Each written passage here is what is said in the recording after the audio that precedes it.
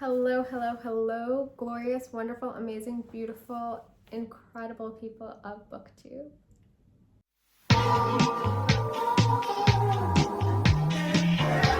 Today it is May 2nd. We are back with another one of these wrap-ups, and we're going to talk about what I read in April. As you guys know, was reading the books from the International Booker Longlist. I was hoping to finish before April 7th.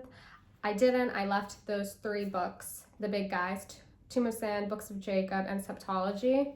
I left them to the end, and even my endeavor to read the long list was an act born out of a desire to procrastinate, to be a productive procrastinator. So I had to finish the last three books, and I didn't want to do it. I was procrastinating, so instead I read 5 other books. So those three guys, they're not on my wrap-up. They're not. I'm gonna come clean about it. They're not on my wrap-up. However, I read 8 books. It's not too bad. Let's just dive right in. I've decided to be a little controversial, and we're gonna go by my least liked to most liked. That's the order we're gonna go in. To kick it off, Cursed Bunny by Bora Chung. Does it come as a surprise? No. This is a collection of short stories. They are fable-esque, and they really take a look at how mankind is evil, and it's almost an accepted fact. We're moving on very fast, very quick with that one. Then I read Sheila Heti's How Should a Person Be? This was my first time reading a Sheila Heti text. This one, it's funny. I'm not gonna lie, it's comical to me. Some of the lines, some of the experiences, there's a very just almost surreal element to the writing where the author, well, it's giving autofiction, right? Where our narrator, Sheila, is, at one point she decides she wants to be a clown. So her and her friend are in clown school. Then she's like, I love cutting hair. I'm gonna go study at a hairdresser school, whatever. What's happening in this novel? This is an exploration of how a person should be. We have Sheila hanging out with a bunch of artists, friends, and creators in Toronto. A second thing, this book is very Toronto. So she's hanging out with all these creators, artists, writers, and having conversations with them about the nature of humanity and what does it mean to be a person, what kind of person should you be? Are you a person who goes about life? I think she makes a metaphor at one point about people who know that they're naked versus those who don't. So it's really a kind of exploring that, and she looks at her friendship with the artist Margot, I think that's her name, to really like give the whole text like its framework. At one point she runs away to New York, she has an interesting discussion on religion, and she comes back. I didn't love it, but there were moments that I was like, yeah, this is funny, but then also moments where I'm like, this is silly. Then from there, I read another one of Sheila Heti's books, a more recent piece of work, in this case, Pure Color. I think it was interesting to read. So this month I read 2 books by Sheila Heti and then 2 books by Jane Bowles. So I found it really interesting to kind of have 2 works of art by an author and to really like explore them as creators. So this was a much earlier work. This is her most recent one. And I think you see how her writing style matures from How Should a Person Be to Pure Color. Now, Pure Color is a novel which uses the framework of our narrator, a woman who decided that she wanted to be an art critic. She loses her father. So it's really an exploration of grief, but very, very, very little plot.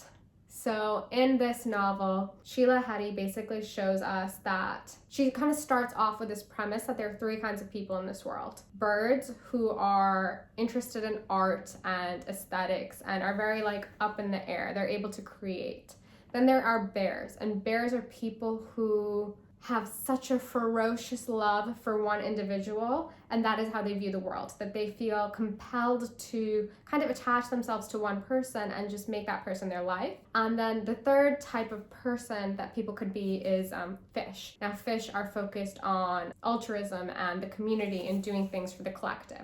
So those are the 3 different kinds of people in this world. And our narrator, Mira, she is a bird. She is interested in art. And she has a father who is a bear who loves her so much. And then we have Mira's love interest, this woman named Annie, who is a fish and doing her own thing. I think what this book does is it really explores like the relationship, the love between a parent and child, and how it is all consuming, and it's so hard to separate yourself from the parent and forge a life of your own, and how you can almost never be free of a parent's love or presence. There's some interesting commentary about, you know, loss and aging and the role of an art critic. But overall, I think Sheila Heti's writing style is very, it has a soft touch almost.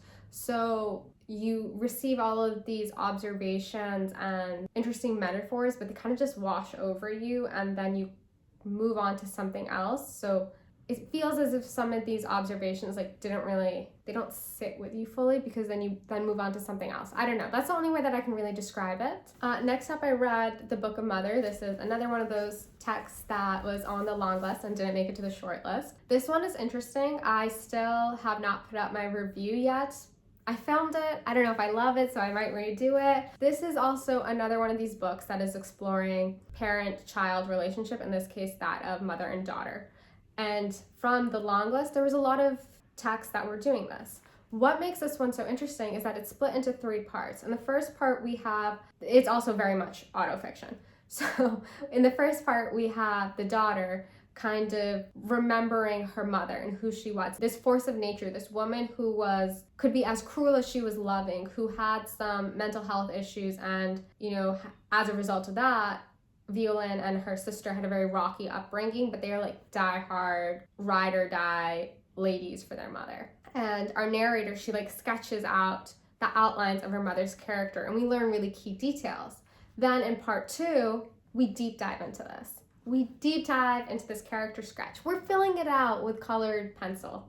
And the narrator is basically reconstructing her mother's history from conception to, I don't know, the demise of her 3rd marriage, essentially. As a result of that, I do think that the text kind of got a little repetitive, because we've already learned a lot of these key details in part 1. And so how many times can we hear that both the mother and the father love to steal prescription pads from doctors' offices to write their own notes? At the crux of it, this story explores the relationship between mother and daughter, and also the role of the mother, and how, in this case, Catherine, this mother's name, that's the name of the mother, how Catherine, the mother, is throughout her entire life grappling with the various roles that society places upon her, but also the harder one is that of mother or whore, and her inability to kind of come to grips with that. Then I changed gears a little bit, and I was like, I really wanted to get my hands on this book, even though I haven't read any Ferrante. Yes. So I read In the Margins by Elena Ferrante, which is basically her thoughts on writing and reading. She compiled 4 different lectures that I don't think she was able, well, no one knows who she is, right? So she hasn't given them IRL, but I think a hired actress was given the task of performing these essays. She's exploring the role of reading in a writer's life, but most importantly, I think she's also exploring what does it mean to be a woman writer, and looking at the various women literary leaders who have come before her. And she pulls from different texts and diary entries of, like, I don't know, Virginia Woolf and stuff like that, to really elucidate her thoughts. It was really interesting. She has like some really brilliant sentences, and I can it's just so easy to read. There is a brilliant clarity to her sentences, and it does make me, I obviously I want to read her fiction. I just, like, for some reason I can't get myself to do it just yet. So this was like a good way to dip my toe into her writing. Then next up, I read these beautiful covers. Plain Pleasures, which is a selection of short stories, and then Two Serious Ladies, a novel. So Jane Bowles was one half of a very famous couple. Her husband, I think, was a composer and also author. And Jane was a woman who was very, very hard on herself, and her output of literary content, there's not a whole lot of it, but what we do have is pretty good. As a whole, Jane's writing style, you can tell in one of the introductions of these books, they were talking about how she used to study Hemingway's writing, and you can tell. Her writing is very clear, concise. There's a real economy of prose. There's no filler words. There's no flowery prose. It is very, very, very like, each word is doing its job. And I commend it. I commend her for that. I would though say, it's hard to tell which one I would recommend. I would overall say that I think Jane is a writer's writer. I don't think most readers would really love her work. The short stories were all about, they're very subtle and they're exploring like women's desires, but there's a very like eerie undertone to all of them and really interesting dialogue. She knows her way around dialogue for sure. And also there's an undertone of like very sapphic queer themes. So that's the short stories. Now when it comes to Two Serious Ladies, this one is really interesting. This is a novel of two women, society women, which in many regards, Jane also was a society woman. Two women who meet at a party, they're friends for a long time and they don't really like their life, and they have that disposable income to do whatever they want. So they go off on their own little hero's journey. So one woman, she goes to Panama and she falls in love with a prostitute and kind of like takes up with these loose women. And then the other lady, whose name I forget, she is hella wealthy. She has a very interesting religious fervor and is not very well liked by a lot of people, but she decides to sell her house, move into this dilapidated little house on Staten Island. My God, guys, it took me so long to realize, I think I might have read the wiki page because I had no idea. Like I knew she was living in New York, but I had no idea that when the island that they're speaking of was Staten Island. I thought she was like, decided to go to the Cape or something and was living off of one of the islands there, like Staten Island. That's where most of this novel takes place in for one of the characters. So, okay, anyways, going back to the point, this lady who decides to sell her home and move to a little house in Staten Island is surrounded by hanger-ons, and she is basically an individual who's like, I'm gonna put myself in this situation to further the plot. It's all for the plot. However, as an overarching whole, there isn't a whole lot of plot, because things are happening to these characters and we don't get the intense like internal monologue that we would get from a more contemporary novel that's happening right now. Like this is also very subtle, but I like it. It's just hard to really like delve into it because it doesn't tie up into like a nice neat little perfect bow at the end of it. There is an ending. These characters, these two individuals, they do experience a change. Is it a change for the better? The way it ends is also like brilliant. I think such a great sentence at the very, very end, but I'm not going to spoil it because I do encourage you to read it. Then I read The Employees by Olga Ravn. It's very reflective cover. So The Employees by Olga Ravn. This one was really interesting. How do you even talk about this? This is a very experimental text where our author is reimagining, she's not reimagining, our author is imagining what it would be like to work in the 22nd century. There is a spaceship where the crew is a combo of humans and humanoids. The humanoids are human-esque, they look human, but are machines. And a travesty, an act of violence occurs on this ship, and corporate, they want to find out what happened. So they're getting down to business. They're getting all of these statements from people. So we're reading the transcript of the statements out of order.